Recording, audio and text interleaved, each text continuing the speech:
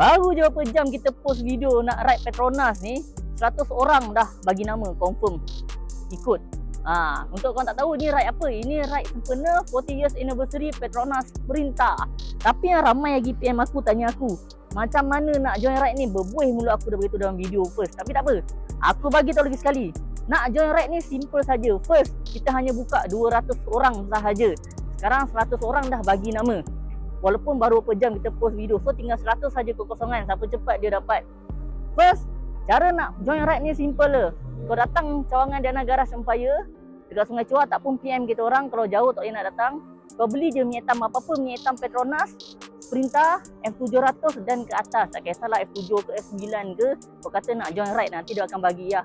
Harga minyak hitam tu sama je. Sebenarnya dibarat macam buat syarat je sebenarnya. So nanti bila kau dah beli, kau akan dapat satu kad. Tiket dia tu akan ada QR. Korang scan QR tu, automatik korang akan masuk dalam Google Form. Kat situ kau akan tulis nama, lagi saiz baju, nombor phone lah, and then kau akan masuk dalam grup ride tu nanti. Kau beli, kau akan dapat semua benda tu. So nanti detail kita akan bagi semualah. Bila dapat baju apa semua sekali lah.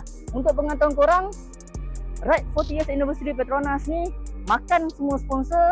Baju limited edition Petronas Sprinter anniversary 40 tahun pun akan dibagi sponsor. So pergi ride bawa badan je sebenarnya, just untuk duit minyak je lah kan. So untuk pemilihan ni hanya jalan 24 hari bulan, hari ni lah sampai 3 hari bulan 10. Itu pun kalau sampai. Kalau ada lagi slot, aku rasa dah penuh, memang tak sempat. Ini pun dah 100 orang dah kan. Ride kat mana? Dekat kedai makan Air Negeri 9. So dah tak banyak kekosongan, boleh PM kita sekarang. Pasal yang siapa yang jauh tak boleh datang bengkel, siapa boleh datang jauh bengkel, siapa yang boleh datang bengkel, datang je lah, senang.